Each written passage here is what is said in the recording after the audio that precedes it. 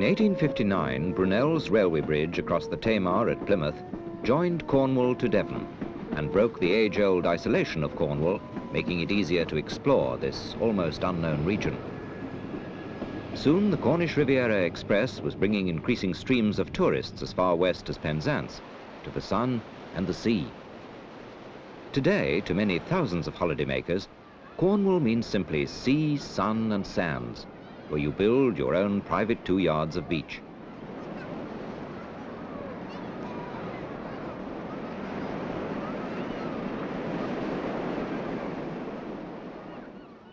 If the weather gets a bit Cornish, then there are the quaint fishing villages to wander in, where you can find all you want in the way of souvenirs and snacks. And of course, there's an unfailing supply of ice cream. Today, crossing the Tamar beside Brunel's masterpiece, an elegant road bridge leads the motorist into Cornwall and gives him the opportunity to see the enduring Cornwall that lies awaiting him on the other side of the broad Tamar.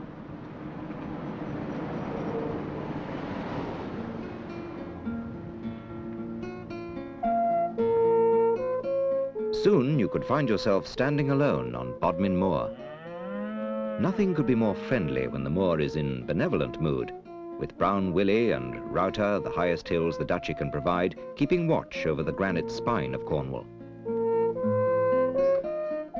But you are soon reminded that you're in a land of legend. One version of the Arthurian legend tells us it was by a stream at Slaughter-Bridge that King Arthur fought his last battle, and the fallen stone and inscription mark the spot where he fell, mortally wounded. To nearby dark Dosmery Pool, Sir Bedivere brought the dying king with his bright sword Excalibur, which Sir Bedivere hurled into the dark still waters to be caught by an arm clothed in white samite, and raised 3 times in salute to the fatally wounded Arthur, before disappearing forever beneath the water. Legend? And yet, if you go to the hills near Tintagel, you'll find a waterfall beside which St. Nectan built his hermitage 1500 years ago.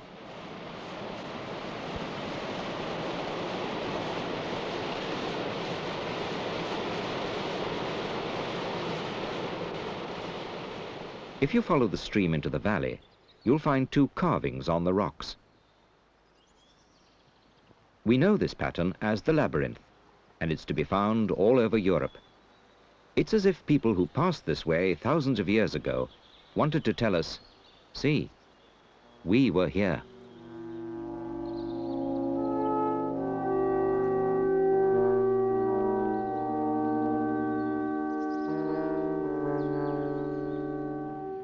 At the eastern edge of the moor, a Celtic cross of the 6th century heralds Oltarnon Church. Granite churches are rooted in the Cornish soil. With the passing years, they grew into the low-built stone buildings we see today, as if crouching from the Atlantic gales with their massive square towers 100 feet high, defying the tempests. The present church, the Cathedral of the Moor as it's known, was built in the early 15th century and takes its name from St. Nonna, a Celtic nun missionary who passed through Cornwall in the 6th century. One of the few remains of the 12th century Norman building is the font, still showing signs of the paint they used to decorate it. The Normans were great improvers and made the churches more godly, but you can still find Celtic crosses in many village churchyards.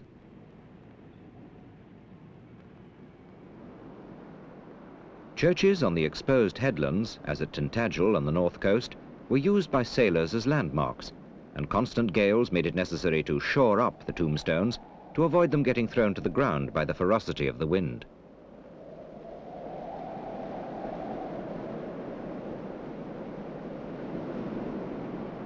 But those who built the little 15th century church at Cornwall decided against any high tower and used a cave separate from the church itself as a basis for a bell tower. As you move west, it won't be long before the first derelict tin mine rises gauntly against the sky. Powerhouse and chimney, all that is left. The Cornish had been mining lead and tin long before Roman times. Hard-muscled, hard-bitten and hard-drinking men, prosperity came for 100 years, when their tin and copper were in demand all over the world. But in one decade, that prosperity was over, and the mines were abandoned to decay. Tin became cheaper in the rest of the world. The tin was still there, but one after another the mines were closed down. With nothing to sell, the miners took themselves, their families and their skills abroad to countries like Australia, where they were welcomed. In one decade, 30,000 people left a county whose total population was only just over 300,000.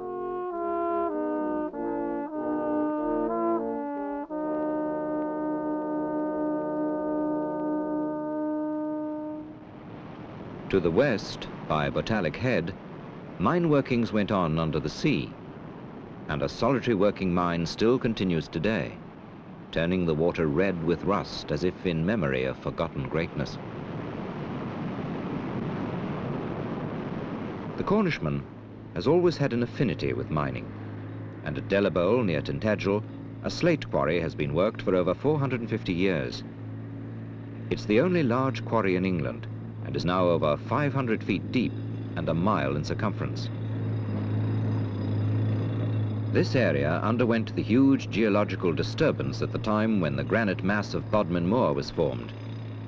The resulting heat and pressure caused the bowl of clay rocks at Delabole to be changed into slate. In its heyday, the late 19th century, 1,000 men were employed, but cheaper roofing materials hit the slate trade, and now there are less than 100. Delabole has provided slates for most of Cornwall and was exported worldwide. Today, roofing slates are still split by hand, as they have been for centuries, with a wooden betle or mallet and a wide, slender chisel. Roofing slates come in many sizes, with unlikely names such as ladies, duchesses, queens, rags, and imperials.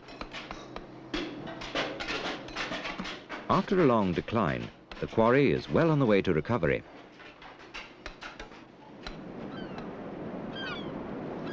Cornwall's coastline is immensely long, some 320 miles of mostly rugged cliffs.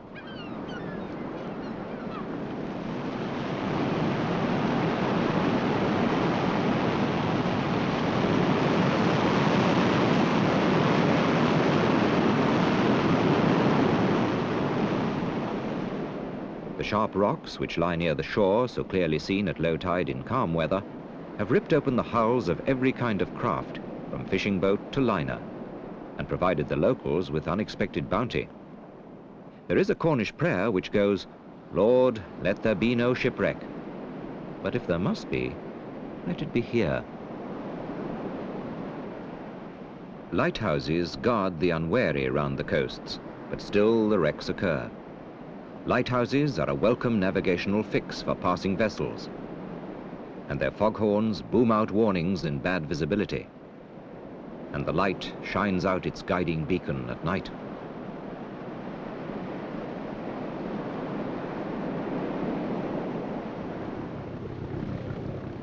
Fishing the turbulent waters around the coast has always been a lifeline against poverty, but happily, as the mines died, the seas seemed to fill with pilchards, and a new prosperity began.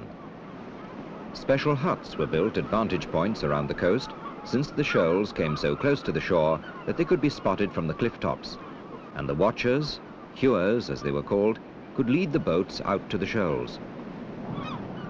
Once again, there was a booming export trade. Little harbours all round the coast became busy, the villages grew, and more quays were built to handle more and more boats. The harbours are still there, but the fishing fleet is not. The hewers' huts are still there, but they no longer call out the boats because the pilchards vanished almost overnight, leaving behind distress like the mining disaster, with one difference: no one wants to hire out-of-work fishermen.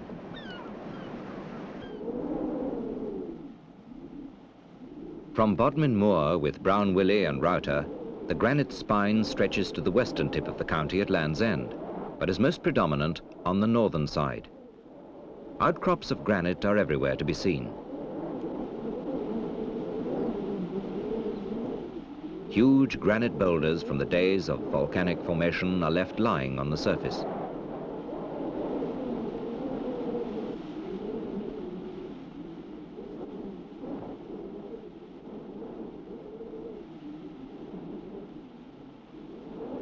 Everywhere, granite, even to the cliffs and fields towards the sea.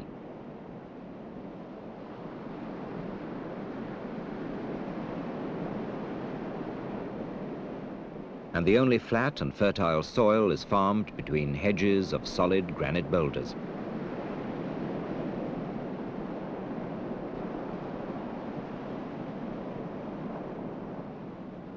Moving further west along the road, a view reminiscent of the Swiss Alps can be seen.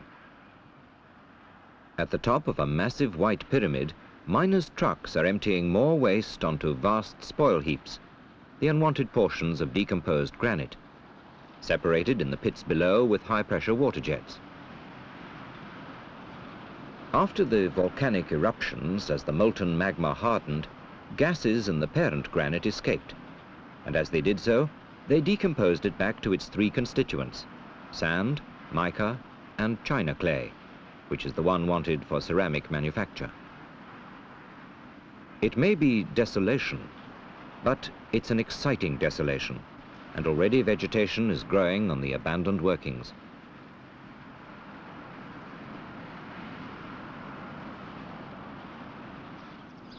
It was the south coast which gave the county the popular advertising catchphrase of the Cornish Riviera, which started to bring the holidaymakers into its midst in the 20s and 30s, and which was to turn into a flood in later years.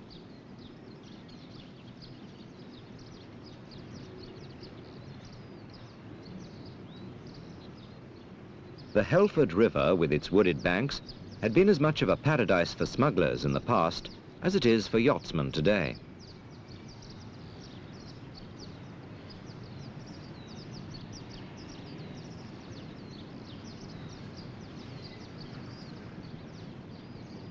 On the banks of the Carrick roads, which lead the River Fal past Falmouth to the sea, lies St. Just in Roseland.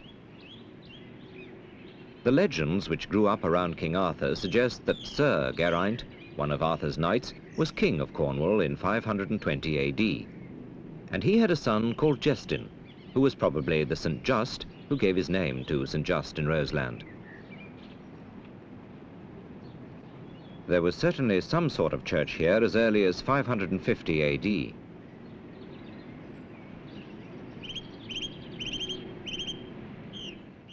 During work being carried out early this century, they found a Roman coin from the reign of Constantine, buried in the rubble.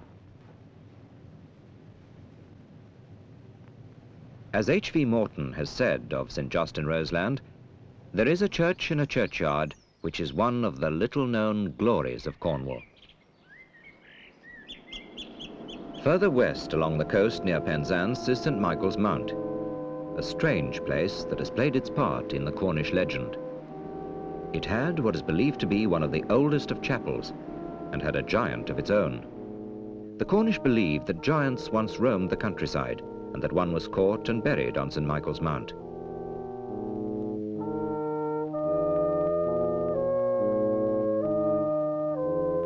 In the monks' pews in the church, there's a secret door which opens to the dungeons, where in days gone by, political prisoners were kept. During the last century, the skeleton of an 8-foot man was found there. The giant of the legend, perhaps.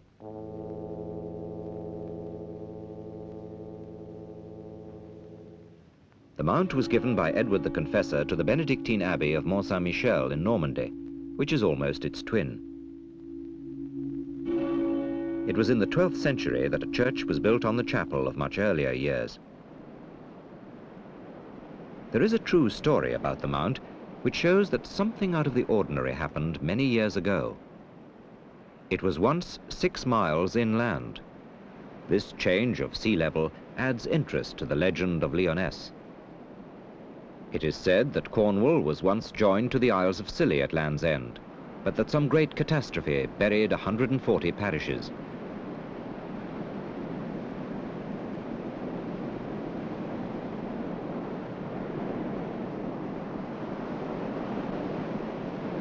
Geologists tell us that thousands of years ago, the group of islands which make up the Isles of Scilly was once a single island.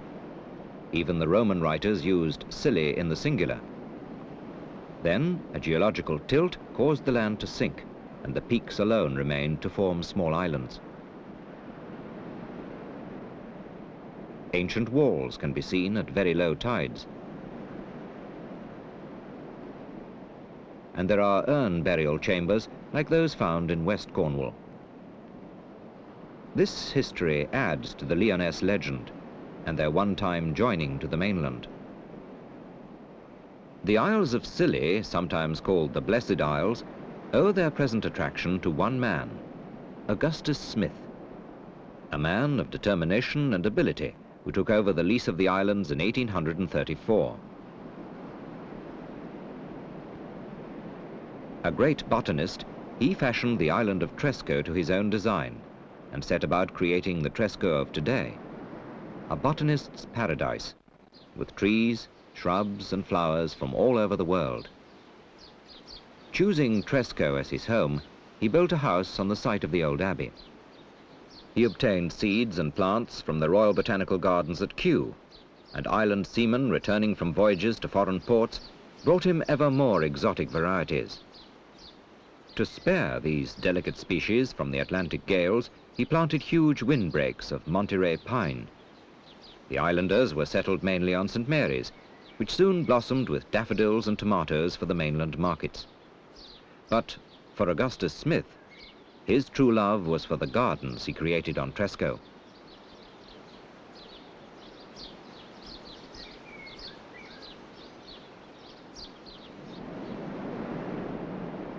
Returning to the mainland at Land's End, here on the final granite bastion of West Penwith Moor is written the long history of the Cornish people.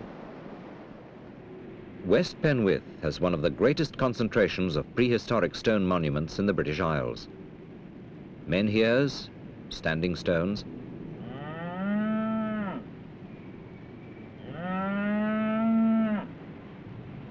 dolmens, vaulted stones.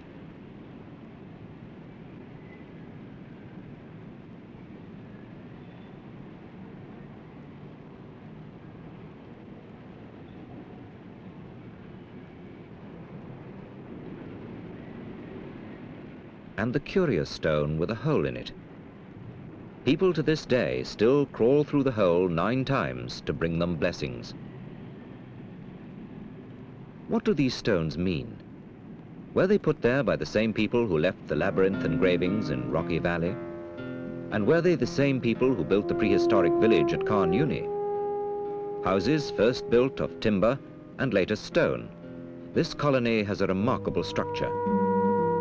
From the houses, an underground passage over 30 feet long led to a fogu, which is Cornish for a cave. Why? Was it a hiding place?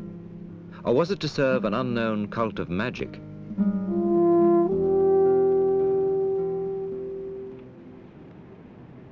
The Celtic crosses which were left by Christian priests from Ireland in later years were not crosses in the true sense, but granite menhirs adapted to the new faith on which the Normans founded their granite churches, whilst leaving both crosses and stone monuments in the fields.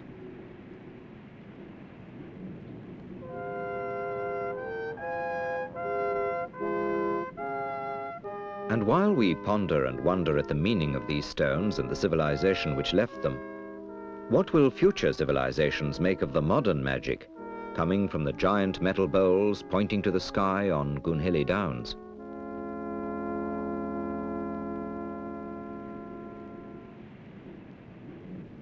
Now in the autumn, with the mists rising out of the valleys, softening the gaunt hills of Bodmin Moor,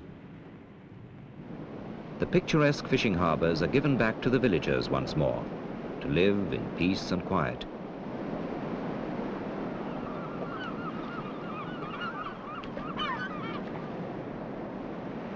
And the long empty sands where lately thousands thronged the beaches now lie quietly, awaiting the fury of the winter gales which will assuredly come with brutal force.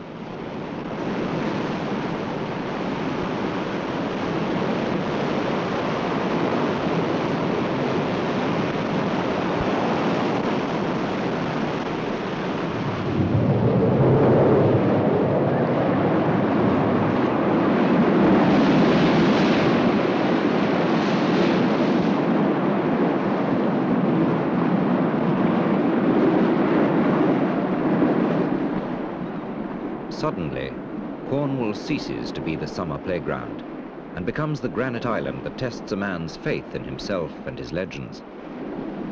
As you find yourself again on Bodmin Moor under the shadow of Rowter, unless Cornish blood runs strongly in your veins, you would do well to rejoin your friends the holidaymakers in England and leave the Cornish to their legends and their dreams.